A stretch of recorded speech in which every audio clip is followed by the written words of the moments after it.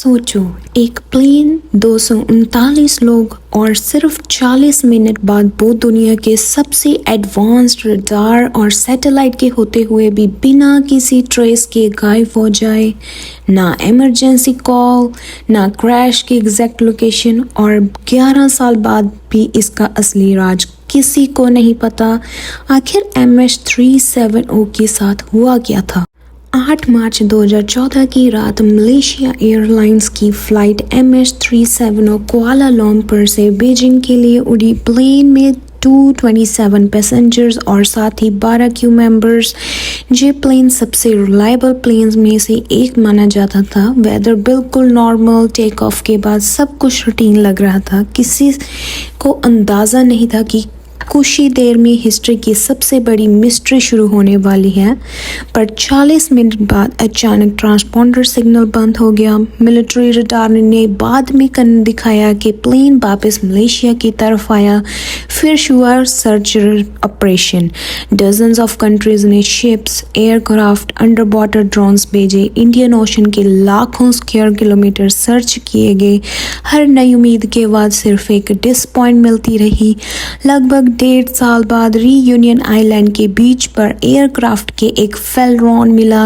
Experts ने confirm किया कि ये वही प्लेन का है। बाद में कुछ और डेब्रिस भी इंडियन ओशन की किनारों पर मिले। इससे ये तो कंफर्म हो गया कि प्लेन समुद्र में क्रैश हुआ था, लेकिन उन 239 लोगों की एग्जैक्ट लोकेशन आज तक नहीं मिली। सबसे हैरान करने वाली बात ये थी कि ट्रांसपॉन्डर बंद होने के बाद भी प्लेन कुछ घंटों तक सैटेलाइट से कम्युनिकेट करता रहा। सैटेलाइट कंपनी ने हैंडशेक सिग्नल्स डिटेक्ट किए, जिनसे इन्वेस्टिगेटर्स ने इन्वेस्टिगेट लगाया कि प्लेन काफ़ी देर तक हवा में था और आखिर में इंडियन ओशन की तरफ गया। लेकिन ये सिग्नल सिर्फ प्लेन की अप्रॉक्सीमेट डायरेक्शन बता सकते थे, एग्जैक्ट लोकेशन नहीं। इसी वजह से सर्च एरिया बहुत बड़ा हो गया और इन्वेस्टिगेशन और भी मुश्किल बन गई। आज तक एक्सपर्ट्स इस केस को मॉडर्न इन्वेशन हिस्ट्री की सबसे कॉम्प्लेक्स इन्वेस्टिगेशन में से एक मानते हैं। कई सर्च मिशंस के बाद भी प्लेन का मेन बैगेज और फ्लाइट रिकॉर्डर्स रिकवर नहीं हो पाए। इसीलिए उस रात कॉकपिट में असल में क्या हुआ था, इसका फाइनल जवाब आज भी किसी के पास नहीं है। इस मिस्ट्री को लेकर कई थ्योरीज सामने आई।